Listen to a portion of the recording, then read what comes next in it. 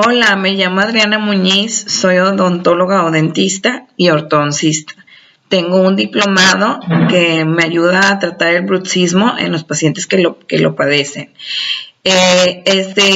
Estamos empezando este canal de YouTube con toda la intención de informar a la mayor parte de la gente, tanto tips de salud bucal como los tratamientos dentales de vanguardia que existen de momento, y para invitarlos también a la consulta dental en Monterrey.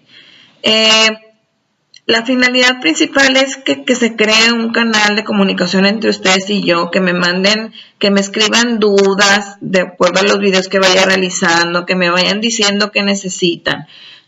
Mi intención para nada es promover cosas negativas de la odontología o que lo que no te dice el odontólogo. O sea, no, eso no es cierto.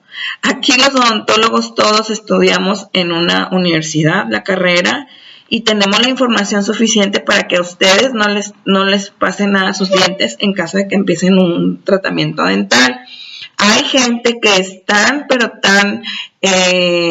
higiénica, que son los pacientes que dice uno, híjole, este señor, ¿qué le quito de sarro si no tiene? Y eso es una felicidad muy buena, porque si tú le diste la técnica que cepillar a tu paciente, qué orgullo que porque le dijiste cómo se cepillaban los dientes y con qué cepillo se lo cepillara.